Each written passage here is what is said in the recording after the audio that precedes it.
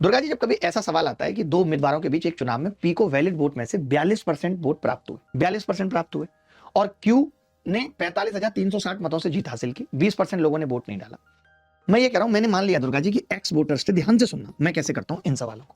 आप बताओ 20% लोगों ने वोट नहीं डाला तो कितने परसेंट लोगों ने वोट डाला दुर्गा जी? 80% ने डाला। 80% का मतलब बता सकते हैं? 4/5 ने वोट डाला।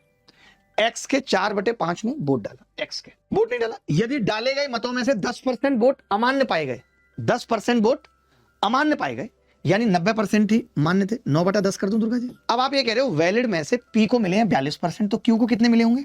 58%। कितने से जीता होगा दुर्गा जी क्यू? 16% से जीता होगा।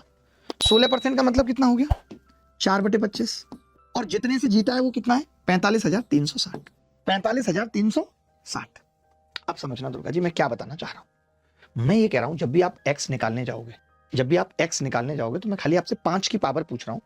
तो आपने कहा कि 1 5 तो यहां है, 5 की पावर 1, 2 यहां पे, 1 यहां पे, 1 यहां पे, कितना हो गया? 2 और 1 3 और 4, 5 की घात ये है या नहीं? x की जो वैल्यू है 5 की घात 5 है, ये मुझे देख के ही पता चल रही है। ये तो उत्तर नहीं होगा, इसमें खाली 5 है। इसमें 5 की घात 2 है, नहीं होगा। इसमें दुर्गा जी 5 की घात 3 है, ये भी नहीं होगा। एक ही उत्तर बच गया, अब सोचने की जरूरत नहीं है। एक ही उत्तर बच गया, मुझे अब सोचने की जरूरत नहीं है। आगे बढ़ते हैं। बहुत अच्छा सवाल था। मैंने यहां पे क्या सिखा दिया आपको कि कई बार हम 5 की पावर से पता कर लेते हैं, हम 5 की पावर से पता कर लेते हैं उत्तर क्या होगा। 5 की पावर बता देती है कि आंसर क्या होगा। ये सब चीजें मैं सिखाता हूं हमेशा बच्चों को। यही सब चीजें हैं जो काम करती हैं एग्जाम के अंदर। ये देख लीजिए, एक सवाल में और लगा के बताइए। एक और ऐसा सवाल पूछा है, बड़ा ही प्यारा सवाल है।